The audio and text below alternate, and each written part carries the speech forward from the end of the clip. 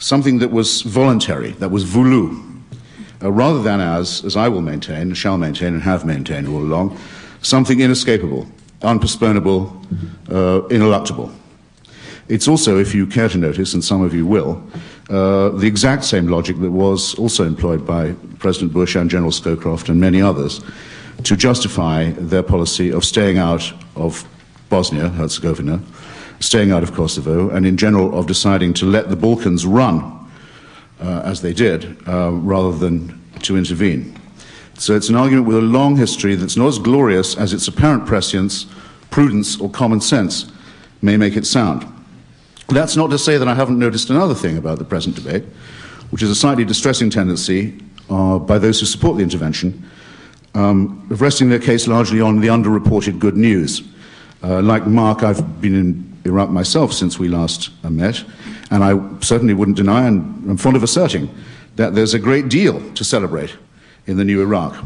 The restoration of the ecology of the southern marshes, for example, the largest wetlands in the Middle East, the home of the Marsh Arabs, the emancipation of the media, and the consequent enormous burgeoning of electronic and print revolution, the emancipation of the schools and universities, the consolidation of Kurdish autonomy, the opening of the mass graves and the secret prisons. All of these are magnificent things, but those who want to take credit for them must, of course, by an axiom, automatically accept the blame for the huge lacunae in matters such as water or power or security that go along with this success. And in my view, if one is prepared to support a cause, one must be prepared to support it when it is going badly. The President's been widely lampooned by many a glib columnist, Ms. Dowd most notably, for saying that increased violence isn't necessarily a cause for despair or alarm, and may even be evidence of traction. Actually, he's quite right to take this apparently paradoxical view. Paradox is not the President's strong point, and his first venture into it was somewhat tentative. And to my knowledge, actually, and in my hearing, that view was first expressed by General John Abizaid, a very seasoned soldier in many theaters of war and revolution. But I will say that I think it's correct to diagnose that those who murder the officials of the United Nations, including our beloved former friend Sergio de Mello, the man who oversaw the independence and shamefully belated freedom of East Timor, and those who murder the officials of the Red Cross and who blow up the Jordanian embassy and set fire to oil pipelines and blow up water mains and shoot down respected Muslim clerics outside places of worship are making our point for us. And their desperation is an accurate guide. There's no justifiable way that a country as populous and important as Iraq can possibly be left at the mercy of such people, and I would argue, have always argued, that there never was any justification for leaving Iraq the prisoner of such people. So the counsel of prudence espoused by Bush and Scowcroft and their new liberal emulators is a sort of pseudo-realism. It's not as practical or as hard-headed or as prudent as it purports to be. Even in the year when it was instated, when it was decided to go no further in the quarrel with Saddam Hussein, it did have a number of very obvious disadvantages. Number one, it left Saddam Hussein, a psychopathic sadist and megalomaniac, in sole charge of Iraq and its people. It left the Iraqi people under United Nations sanctions, which the regime itself could mostly evade, but which very greatly punished the population and seems to have had a very degrading effect on society and its infrastructure. It did, as its authors, Bush and Scowcroft elsewhere, are forced to concede, involve the United States in watching from the sidelines as Iraqis who'd taken America's word and encouragement were mown down from the air in hundreds of thousands for rebelling on America's side and in its name. It left the Ba'athist regime free to continue work on weapons of mass destruction, which we know for certain that that regime was doing on a very grand scale until at the very least 1995. It left Saddam Hussein free to threaten his neighbors and to give support to jihad forces all around the world. The man most wanted, for example, in the 1993 bombing of the World Trade Center in New York, a man called Musab Yassin, fled straight from New Jersey to Baghdad, though there are still those in our intelligence services who prefer to grant Saddam Hussein the presumption of innocence in this and in several other matters. It also left Saddam Hussein free to try and assassinate former President Bush on his post-war visit to Kuwait, an act of such transparent lunacy that it far transcends any sneers, I think, about the present president wanting to avenge his daddy.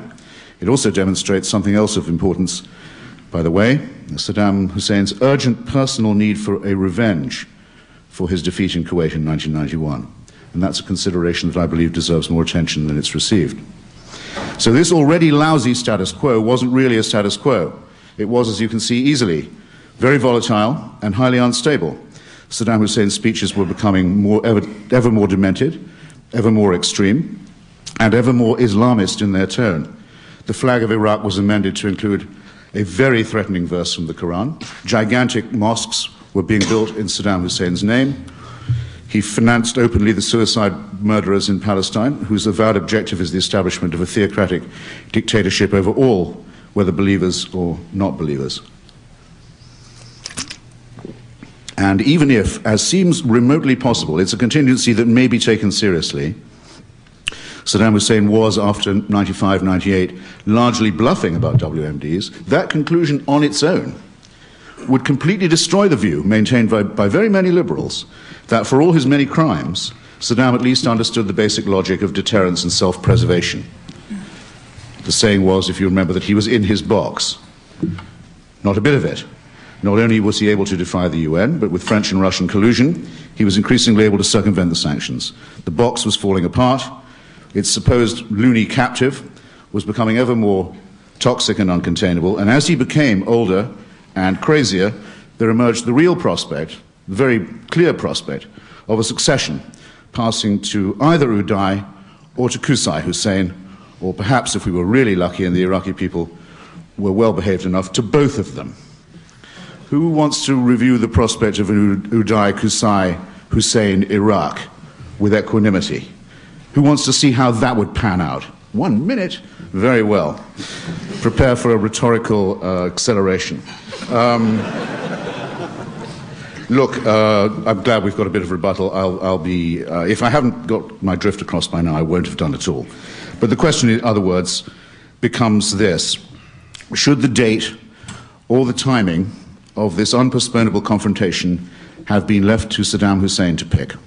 Or was it for those responsible forces in the international community to save Iraq from the undoubted traumatic implosion that was coming anyway, that was in our future, the meltdown of Iraqi society, the possibility of Sunni, Shia, Kurdish civil war, the possibility of organized crime taking over the cities, the certainty that there would have been opportunistic interventions from outside, certainly from Turkey, probably from Iran. All of these things were going to happen. All of them are a great deal more menacing, would have been a great deal more menacing than the relatively contained and I would say unquestionably liberating effect of a preemptive, well thought out intervention. Seriousness about inspections demanded, as David... Sorry? Yeah. I'm willing to stop on a dime to respect the...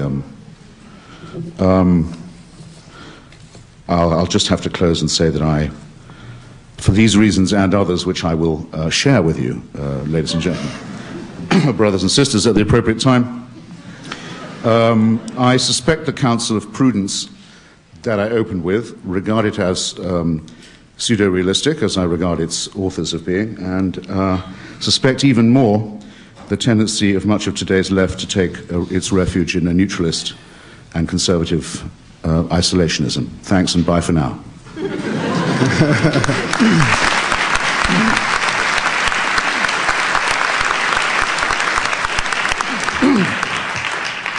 Mark Danner, 10 minutes. Gosh, that was good. You know, it's. I feel saddened that I have to point out the distance of those beautiful remarks from the truth of what's going on the ground. It feels like, I don't know, willfully destroying a masterpiece somehow. Our subject tonight is, has Bush made us safer? I'm going to begin, before I take up some of what Christopher had to say, with an attempt to answer that question. And I ask all of you sitting in the hall to think about it in personal terms.